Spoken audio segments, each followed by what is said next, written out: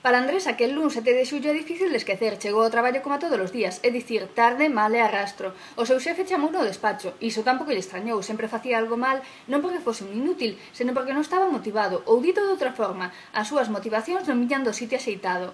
O xefe, tranquilo, como ele era, con esa parsimonia que dan os anos de profesión e de ver de todo, dixo: deixa a arma e a placa enriba da mesa e vaite, non te quero ver máis. E Andrés soltou o último chiste dentro da comisaría. E non tería que ser primeiro a placa? Dixo, insinuando que o comisario lle tiña medo, pero o comisario non o facía por medo, facíao por precaución. Anos de profesión e de ver de todo dicíanlle que cunha placa pouco se podía facer, ora que cunha pistola... Despois saiu tan contento do despacho, dicindo que dimitira, e non botárono, moi discretamente, claro.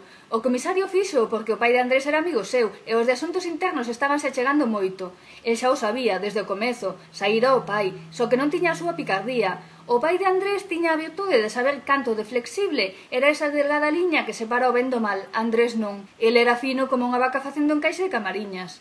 Para o pai de Andrés foi unha desgracia pola vergoña pública. Nas partidas do sábado e no fútbol do domingo, como a cousa se puxese tensa, sairía o tema, e de feito saía cada vez que había que minar a moral do contrario. Pero no fondo sentiu alivio. Só Deus sabe cantos xamóns lle tivo que regalar o comisario na curta carreira do seu fillo. Para Andrés tamén foi unha liberación, e tanto. Tiña pensado seguir co que estaba, só que aforraba os sermóns do pai, do xefe e dos pesados de asuntos internos, esqueciulle o pequeno detalle de que a xente que aquel negociaba só lles interesaba por ser policía. Caía de caixón, pero Andrés non tiña tempo para pensar, nin cerebro. Por sorte para el, tiña ese encanto de vendedor de coches de segunda man que tanto lle gusta aos homes e conseguiu manter o contacto cos seus compañeros de academia, Paco, Alberto e Ramón. De ética andaban máis ou menos como Andrés, pero tiñan un pouco máis de vergoña e algo máis de medo. Non só se meteran na policía por vocación, tamén porque querían un emprego estable do que fose difícil botalos.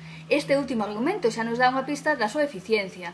E así foi como sacou a licencia de investigador privado e puxo un despacho no seu piso, sen pedir autorización á comunidade de propietarios nin placa na porta. Pero a ver, hai un despacho no piso.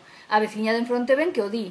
Entra cada un aí. Pero quen lle vai facer caso a unha pobre muller a que todo o mundo coñece como a emisora da veciñanza? Valle moi ben, de cando en vez leva algún susto, pero ter o único Jaguar, último modelo da cidade, compénsao máis que de sobra.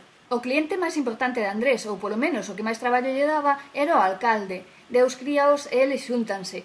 Aínda que en favor de Andrés hai que dicir que foi un cliente herdado de seu pai. Non pagaba mal e, ademais, era un home agradecido. Bueno, para ser máis exacta, debería dicir que era vingativo e rencoroso, se non facías o que che encargaba. Por iso, e seguindo por única vez na súa vida o consello de seu pai, Andrés facía todo o que lle mandaba. Da súa relación co alcalde, Andrés sacou moitos contactos, dos bons, dos de pasta. Acabou facendo traballos para o concello en xeral. Era como o bedel do lado escuro. Sabía todo de todos e de todas. Iso, a longa, era mellor que un plan de pensións. O alcalde Cabellés foise tranquilizando. A tranquilidade que dá a fortuna amasada, claro está, pero o seu relax non fixo un buraco nas finanzas de Andrés. O sitio ocupou un novo concellal de urbanismo que cada vez tiña máis traballo o pobre, porque ia quedando menos terreo, e iso, que ian absorbendo cada vez máis concellos. Andrés neste campo era multifuncional, buscaba novos terreos, botaba as vellas dos inmobles interesantes, o típico desta concellalía. Con todo foronse facendo amigos, xa ia cear a súa casa aos merres e todo, aínda que esta etapa só durou ata que lle rompiu o corazón a filla do concellal. A verdade é que para el, Alicia, só foi un rollo de fin de semana, pero o concellal puxose tan nervioso pensando que a súa filla da alma podía quedar preñada daquele individuo ao que lle tería que dar a metade da súa herdanza, que tirou de cheque e puxo os ceros que sabía que lle habían gustar a Andrés e zanxou a cuestión. Andrés colliu o cheque con todo o disimulo do que puido tirar para que non se lle notase que el xa pasaba da rapaza gratis, e o agradecido que lle estaba porque sabía de sobra que o concellal ia utilizar o resgarro do cheque para restregarlo a Alicia e así convencela de que non era trigo limpo. Joder, sacaba ya de diante e por riba inflaba ya conta corrente de ceros. O concellal habíalle pesar, un par de anos despois, cando Alicia casou con Carlos, o abogado. Ala, estalle ben por clasista. Aínda que Andrés non volviu á casa do concellal, seguían ceando xuntos os venres, máis desde que o concellal se divorciou. Outro cheque para Andrés, porque tivo que medio seducir a Carmen, a muller do concellal, que aínda que non o conseguiu, nas fotos parecía que sí, e o xuiz foi o que lle valiu. Carmen nunca lle perdoou, lamentou a de veces que cociñara para el naqueles venres familiares. Nunha desas ceas, o concellal trouxo a un amigo, o director da Caixa Universal.